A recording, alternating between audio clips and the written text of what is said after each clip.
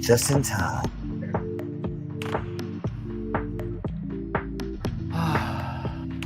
We weren't going to do a show today, but we figured we better because of, everything. See, is that better? That's so weird. I can make the volume a little lower, but it doesn't actually make the volume lower until I mute it. Can you still hear me? Can you hear me? Well, I can't. I think my headphones are broken, but that's okay because I can hear you. Yeah, Brandon is there. That's hilarious. He's right there. Yeah. Maybe we should do the whole show from this weird angle, this kind of angle. Do they see my back and I see your... Our heads are in weird places. Yeah, that's perfect. Right in weird places. Right in weird places. Got a haircut and greased up me, Mario. Okay, I'm going to do it this way because it may be easier because of I think there's probably a little lag. Anyways. Oh, that's why it's not. Yeah. Let's go ahead and go here. Brandon, do we have any... Is there any housekeeping you wanted to sort out before we pilfer through all the messages of people whining that the price of Bitcoin is all the way down to where it was 4 days ago? It's so far down. Everybody better panic really quickly. The only things that we got to cover are, I'm getting a lot of emails still about, we have a lot of new followers. I don't know if anybody's in the audience that is like day 2, day 3 of being with us over here, but we actually have quite a new DI members. And go on. The number one question is, what do I do with hypercycle nodes licenses? Can you tell me really quickly? So that's a big one. And the only suggestion that I have is you got to go back and watch some of our shows. But simply, gosh dang it. Okay, so Nick did a show on Sunday. He kind of walks through the math of the whole license thing. And so I'm sending you guys links to that. If you guys email me, I usually send you a link to that show. But everybody's asking when we're going to do the marriage and stuff. I would hold off a little bit. We're going to be talking with 2 feet probably today a little bit about that whole situation. And we're going to be talking about a possible migration here. We might have to mute it on your end. That's my bad. Trying to update debit card to pay for a digital investor and could not find it. Oh, just email me, Cisco, and we'll figure it out. It's in your account, but it's kind of hard to find.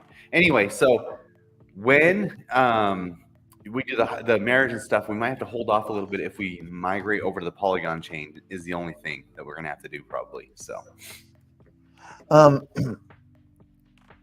have an indirect question. So somebody was asking me again on the OTC. Let me hear. Let me jump on. See, let's think I'm that voice in the background, even though I am the voice in the background. On OTC, can we expose the audits, or can we show people the audits so they see? Can someone see that it's been audited? Yeah, we have the old audit contract. Let me see if I have it available right now. That would be a long time ago. Hold on. Yeah, but I'll tell you, it was people from the hypercycle community. Okay. And they said, we just don't know if we can trust it. And then I tried to understand. And I tried to explain, and I was not probably very polite in the way I said it. And the way, because I was not polite, is because in the nature of their questions showed a clear incomprehension of what an OTC transaction is. And I thought it would be useful, Brandon, if you just talked through the technical side, like a very loose but kind of technical. Like, for instance, Alice lists to purchase XYZ or buy XYZ. Let's say Alice wants to sell 100 hypercycle tokens. He lists a sell for 100 tokens at $1 a token. Do the tokens get sucked out of her wallet at that point? I mean, the cool thing is, no. I mean, the way we've set this up is when you go list something on Node Market, you're signing a signature that when a buyer comes along and agrees to your price, that's when the transaction happens. Prior to that, nothing happens in your wallet except for that one signature. It's basically like you're signing a check and you send that check out into the world saying you're going to give XYZ $600 if they go cash the check at the bank, right? So you're signing this check, and the money is still in your checking account, right? So at what, Brandon, real quick, at what point do we do custody? At what point does Node Market hold your shit? Oh, that's good. Oh, so never. It goes directly from your wallet to the person's buyer's wallet, and nothing happens. We never hold. You know who you are out there. Never, stupid. I've been telling you this for 6 months, stupid. I defer to Brandon. Because I don't say they're stupid. Yeah, basically, it's set up in a way that the contract handles everything. So there's no middleman. There's no, and we say this in our intro. There's no middleman. There's nobody interacting with this whole thing. Nobody's like, hey, I'm going to hold this as an escrow, and then I'm going to send it to you as long as you get this money. And the process is so simple. There's either a sell side of, just like Nick has pulled up on the screen here, there's either a sell side where you sell your hypercycle and you can list a sell of hypercycle, or you can list to sell your USDC for hypercycle. And so it makes it very simple if you want to put an order in, and anybody putting an order in is going to pay the 2.5% fee on whatever currency they list to sell, and whoever buys the order is going to pay the gas fee. So it's kind of a good way to split things, because you don't have to pay any gas fees when you list things now over at Node Market, which is nice. So yeah, they never have custody. Really, it's really simple. Not only that, but a way to kind of think about this for those of you that are really kind of still grasping the idea of the buy side, because of the way we've done this, zero custody, there's every single order can be looked at. If you're listing an order, it's a sell order of something to something. This is currency trading, old school Forex 101. When you're buying US dollars and you possess euros, you're really selling euros in dollar terms. Your currency, you're selling to end up with their currency. And that's what you're doing here. So if you have an order to buy XYZ token with USDC, you're really selling your USDC. You're selling the one that you have in their terms. So you have the benefits of a limit order. You have the benefits of understanding which currency you hold. The currency that you want, that transaction occurs if and only if and instantaneously the other party fulfills their obligation. So there is no point of custody. There is no, and the other cool thing too, so once you've wrapped your mind around the idea that I'm selling an asset for another asset, I'm selling a currency in terms of another currency, either way, all right? Then you say, okay, cool. What does that mean? Well, because these are wallet to wallet transfers, there's no exchange information. There's no bots getting information. There's no price impact, front running by bots, front running by douchebags, like actual people that just scan these things looking for opportunity. There's no slippage. There's no nothing. So you get the best part of a limit order. You don't have the custody situation, so you can't get FTX'd. Fixed. How would you say that? Fixed? You can't get fixed. I wish there was a better way we could say that, because I feel like there's a word that rhymes with truck that has Sam Bankman-Fried. Yeah, that starts with an F is what you're saying, basically. Yeah, I wish there was. F-trucked. You can't get F-trucked by Sam. You can't get screwed by leverage. There's no scenario in here, because they have to do, the onus is on them to fulfill the obligation. All you have to do is, at the point where you want to sell your currency in terms of another currency, have them in your wallet. That's it. There's nothing to steal. There's nothing to go wrong. That audit is probably 4 lines. It's probably a fucking haiku. And it says, wait, a haiku is 575, right? This contract is good. There is no way to scam it. Don't be so stupid. That was a haiku, dude, a real one. That was a real one. You learned English. So I mean, really, it's simple. I mean, it took a lot of work. The whole UI of Node Market is complexer than beans, beyond anybody's. It's so bad. But the thing with this is it's so simple because it's wallet to wallet and it is so clean. And yeah, we have everything everybody can look at as far as the contract. Yeah, the contract's safe. So it's very helpful, very easy to use. Brandon, how's LA? Oh, LA, dude, the weather's beautiful here.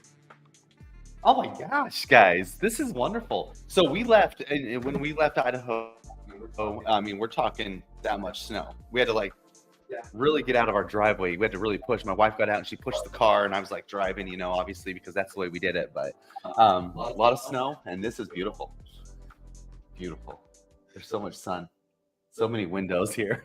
A lot of windows. We're rich. We're rich in our windows. Okay. Is there a reason why Node Market cannot be used to join tokens to licenses? Well, not this moment. However, Brandon, do you want to go? You want to go off that? You want to pivot off that? L11, you know better than this, and I'm not sure if you're one of the ones. I know. I think it was Don. He's like, "Hey, when you plan on marrying your tokens to your licenses, where are you planning on doing this?" And I'm like, "What are you talking about?" I thought he was triggering me. I thought he was like trolling me. Like, we're doing it over at Node Market. We've built some of the coolest tools to do the marriage of the license to the tokens. We're creating the C stacks. We're creating the whole splitting of everything. We're getting your R and your S tokens. Everything over at Node Market is going to be taken care of. So you're going to be able to click those buttons and do that very simply. It's kind of a complex process. And just like I said, the only reason we're slowing that up is because we might be migrating to another chain. I don't know if that's for sure or not. But once we migrate, I did talk to the developers, and it shouldn't be too big of an issue once we do that. Just a few more days of work on top of another week and a half of work that we still have yet to do. But we're going to be rocking and rolling. As soon as we have your licenses over to you, this thing's going to be easy to do over at Node Market. I gave you a smile. Thank you, L11. We appreciate the lead in. That was perfect. Hey. So a lot going on in the markets, and we have a lot to say about that. Is there anything else we want to say out front before we go back behind the wall? No, let's do everything behind the wall. Should we do an update? Let me update you on the Coinbase situation. Okay, let me just say this. I don't think Coinbase is a competent exchange. No, they're a competent exchange. I just don't think that a lot of their well, let me tell you. Let me tell you what I mean by that. A competent U.S.-based NASDAQ listed company would not have their entire customer support team outsourced to another country. You know, I know that I'm not saying that because I'm MAGA and rednecky and have a red hat and drink lemonade and fucking. That's not what this is. I'm not Republican and all this kind of. That's not the outsourcing argument I'm going to make. The outsourcing argument I'm going to make is those call centers. It's not a Coinbase call center. Okay. The way these call centers work is it's a bunch of people in a big room and they answer customer service calls for a variety of companies, like a bunch of companies. So when you get the call, on the screen, it says, oh, this is a customer support one from Coinbase or from bebop.com or whatever. So one, the protection of information is very loose because they're looking at your private information. I know this because in dealing with Coinbase reps that said they can't access my account, one of them verified exactly how much money was in my account, which I don't know if I'm comfortable with someone in a call center in New Delhi seeing the state of my account and having managerial powers when the other 16 calls they got were for bebop.com and large sexualtools.com because people ran out of D-sized batteries for their purple-headed yogurt slingers. So it's a little bit uncomfortable for me. Chickens. I know chickens. No, what he's saying is he heard chickens in the background. Coinbase support. No, that's mean. That's right? mean, Eric. That's mean. No. So what I'm saying is, one, there's a data integrity and information integrity issue that I have with that.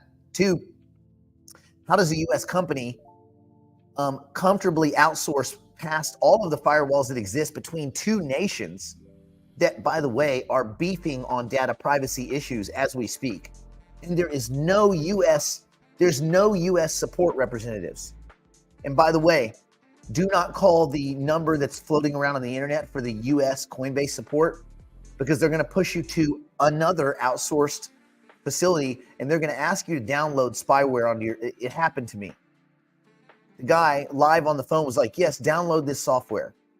I go, I'm not comfortable downloading software onto my computer. He goes, that's the only way you can reset your account. You just got to download it, but keep your Coinbase. He said, keep Coinbase open and in another window, download this account, download this software.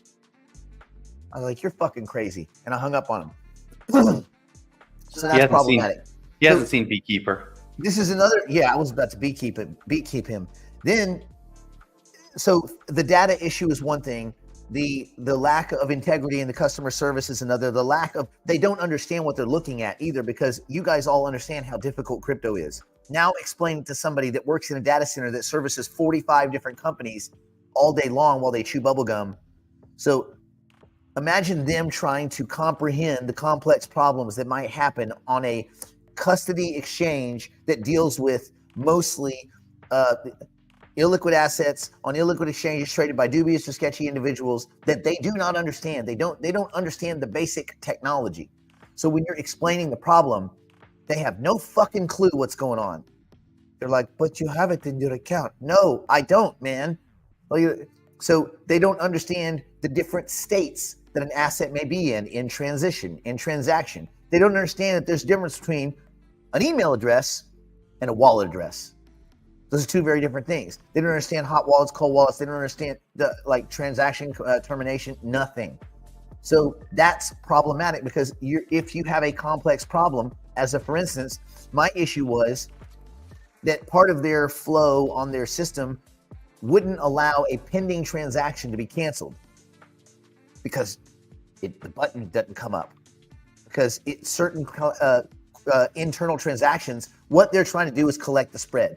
Coinbase likes you to use an email or a phone number to do an internal Coinbase to Coinbase transaction, because they'll keep the spread. They take a $10 fee and it's just a balance sheet swap for them. It's like a bank does. It's a bank balance transfer, but there's no actual transaction that pings the blockchain. So if I send Brandon, we both have Coinbase accounts, and I send him Ethereum based on his name or his phone number, that never hits the Ethereum blockchain. It's simply a balance sheet transaction that happens internal to Coinbase, like a bank function. If that bank function freezes up, now I've got crypto in some weird state, some weird nebulous state that would have never existed with Ethereum going from a wallet to a wallet, an actual Ethereum address, right? Because you either have a transaction that's terminated, a transaction that never occurred, or in a state of transition for a few seconds to a few minutes, right? Those are the states. Anyway, Coinbase does a lot of internal swapping of assets so they can just put the money in their pocket. Oh, and by the way, many times the fees for that they tell you it's free. It's not free. They tack on a $10 fee on both sides. Well, before Ethereum turned into a piece of shit, that was actually more expensive than the Ethereum fee to do the transaction of like $5 or $6. Now it's like a fat discount. You're like, thank you for pool swapping. Yeah, thanks. So anyway, so when I took screen pictures, all this kind of stuff, and I emailed their customer service and showed them this, they were like deers in the headlights. They said, I don't understand. I know you don't understand. Can you transfer me to a manager? There's no managers at Coinbase support. None. I said, you mean you guys just all show up and just no one's in charge? Like the foxes run the hen house, I guess. There's no nothing. He's like, nope. I go, cool. Can you transfer me to the US based customer service? We don't have it. What do you mean you don't have it? You don't have the number, or you don't have it? We don't have it. Cool. Can you transfer me to the people that locked my account? Because what happened is, when I complained, they locked me pending a security review because they're dicks. So that security review now, this was Sunday night. I can now look at my account, but I can't spend anything. I can't spend my money. I can look at it though, just to make sure it's safe. So they've sat on my money illegally because guess what? Coinbase is not a bank.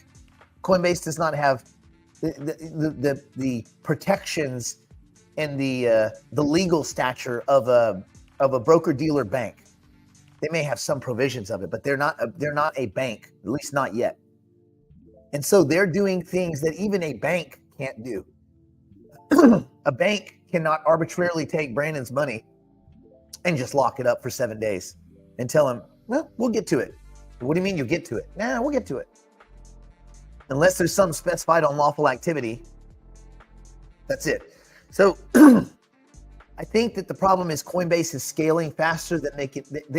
They've scaled their client base faster than they can scale their support. And that's dangerous. And I don't think they would steal from anyone. That's not what I'm alleging. But if they steal through stupidity, it's the same thing. If they lock up, like what if I was one of these people that had all my money on Coinbase, all my US dollars, and then once a month I brought my dollars back and I paid my bills. And let's say I have all my dollars occur yesterday, as an example, which I don't. I'm not a retard. But if I did, so I go to transfer my money. Sorry, you can't. Well, I need to. I got to pay my car payment, my house payment, my electric payment, and I got to pay my credit cards. If I don't, they're going to get my car. They're going to exit me from my apartment. And then without the car and the place to live, I can't go to my job. And this is just, I guess I'll have $6 left to go rent a gun and buy a bullet, right? So like, you could dismantle someone's life through stupidity. The whole point of crypto wasn't that we do all of this work and intellectually outsmart the entire planet and get ahead of them and create all these currency units to give it back to a bunch of people that all they care about is scaling as fast as possible, and customer service is the very last complaint. Brandon, do you want to look up what the customer service rating is on Google? Like, you know how you have like 5 stars? You want to take a guess at what Coinbase's is? Anybody here want to take a stab at that? And by the way, the Coinbase is the best we've got. Coinbase is as good as it gets. So Trustpilot says 1.5 stars. That's 1.5 out of probably 1,000, but I think they say 5. Holy crap. No, it's pretty bad. It's worse, and I'm not joking, it's worse than 7-Eleven. Has anybody here even called 7-Eleven customer service?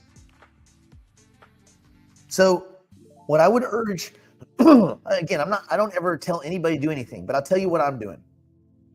I'm going to use Coinbase to give me 5% of their marketing budget for USDC and every other asset that I can move either to Kraken or to a private wallet. Again, assuming you have the dexterity to manage a private wallet. If you don't, then don't do any of this. You're better off just getting it stuck to you by those guys. Again, I don't think Coinbase will steal from you, but they could steal from you through stupidity. So you just, and don't you think it's funny, Brandon, that every time the market goes up, something weird happens at Coinbase? Did you know that they were accused of not having enough Bitcoin to satisfy their prime brokerage duties? Well, this was something I was going to bring up with what you were talking about earlier. Everything seems so convenient all the times with Coinbase. When all these companies need the most Bitcoin, that's when they have their circuit breakers or their little down outages and stuff like that. But that is, it's too obviously, painfully obvious that this is happening. So it's really strange. So Sherry asked a question, what do you recommend to where we move our assets to? And Nick hit it already. He said private wallets, right? So we're talking your MetaMask. If you have Bitcoin, I use Xverse. You can use a Ledger. You can use an Engrave. These are all private wallets, hot and cold wallets. This is something that you need to take responsibility for and manage because it's not easy to manage a private key. So take those steps. And we're going to talk about those a little bit today, probably with our digital private client group, on exact steps to take to be able to custody your crypto assets very safely and keep those so that they do not get lost.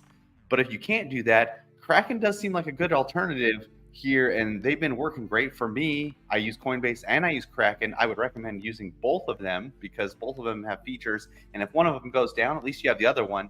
I don't put all my eggs in one basket in crypto. That goes with every single wallet I have, every single account I have, every single exchange that I have. I never put them all in one basket because of these types of reasons.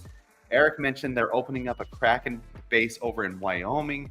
I thought that this was announced back in 2020, and I haven't seen much about it since. So I don't know if you know anything else new, but Wyoming's actually the most crypto-friendly state. They have meetings and stuff all the time on how to continue with their crypto adoption. So it's actually a really awesome state, and they're doing really good stuff ahead of any other state in the nation.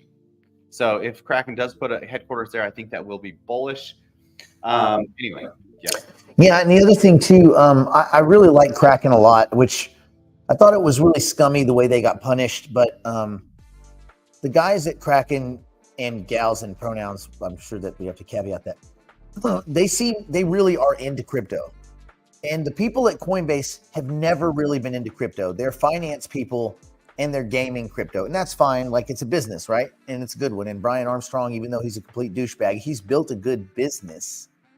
The business can't scale. And the problem is, at a certain point, if you have a company and every time the traffic goes up, you just get decimated. Oh, our exchange shut down again. Oh, at a certain point, that's not a good excuse. One time, two times. We're on number 13 now. It can't be that every single time people log in to check Bitcoin, your exchange goes down. Every time. You just haven't figured it out? Since 2017, what the fuck is going on over there with your devs? What are they doing? Did you outsource that too, Brian? Maybe that explains something. You spin up virtual servers and this is rookie ass status stuff. This isn't like science. This is a company scraping for bottom line. They're like, no, we're not going to spin up those servers. It costs too much. Okay, well then every time people hit your website, you're going to break. But you're breaking for the people that actually want to behave. Or that's all bullshit. You know exactly what you're doing and you are your own circuit breaker and you're deciding either what's best for the rest of us because you, Brian Armstrong at Coinbase, seem to know more than everyone else because you're really, really, really smart, right? You know what's best for us, right? If you know what's best for us, however, you extend 5x and 10x leverage, dummy. So either that's the case or he's getting a little phone call from his homies and they said, listen, we're on the wrong side of a short. The Ken Griffin phone call, right? The same one that Robinhood got during GameStop. Hey, we're on the short side of some stuff. We're getting our asses kicked today. It's about time for the exchange to break. All right. Oh, bandwidth issues. We'll have it restored in 48 hours. Oh, really? Great. So again, it's one of two things. You're either a criminal or an idiot.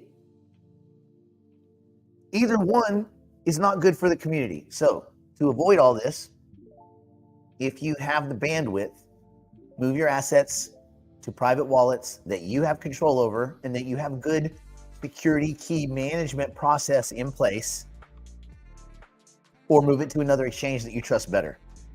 I will be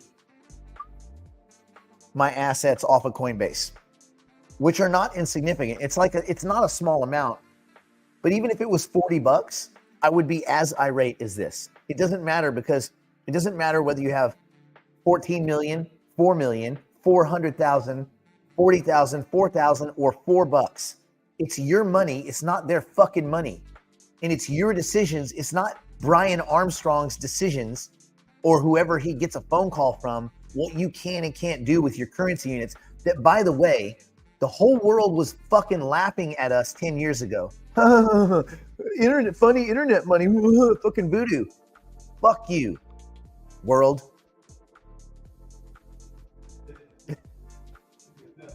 I don't think it was 10 years. Dude, honestly, I was in discussions in September. I got laughed at. I was in discussions 2 weeks ago when I got laughed at when I said that this is what I do. I do crypto education.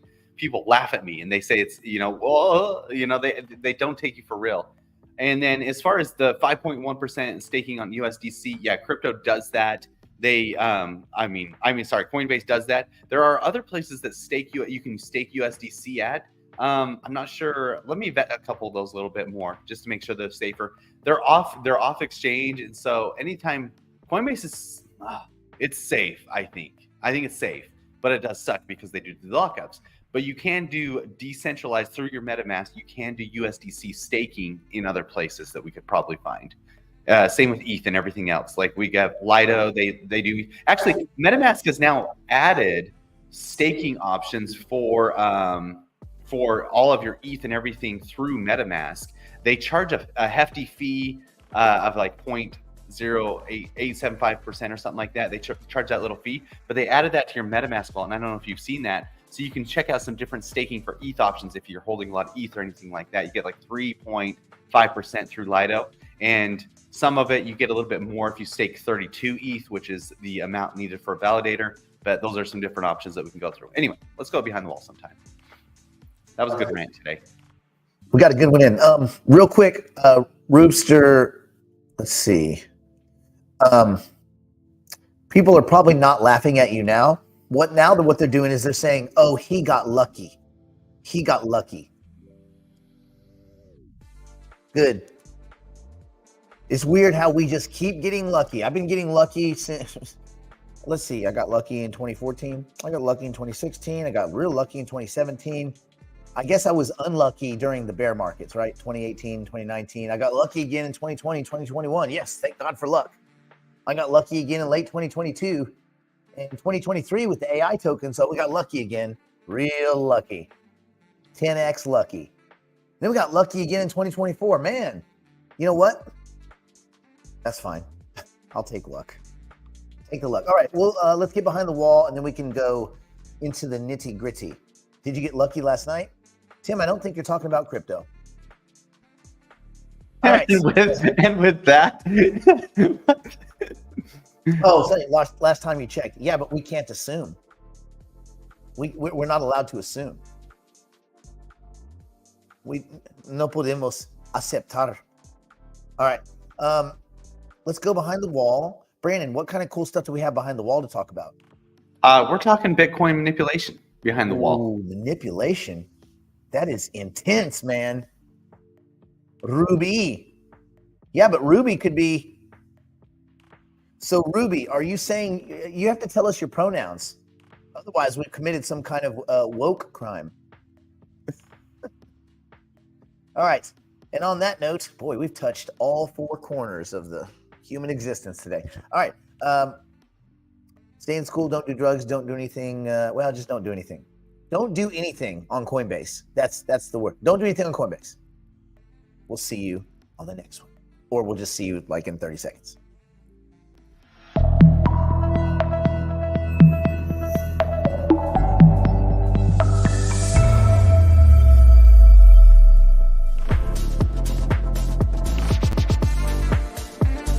Going slow. Take it slow, everyone. So slow. Honey-laden voice. Going slow. Why do they keep saying that X is formerly Twitter? Enough is enough. It's either X or it's not. We don't say Alphabet formerly Google. Like, enough. Is he trying to remind everyone? No, Facebook formerly the Facebook. Like, come on, man. Jeez. That was like a secret one. Good thing no one can hear us.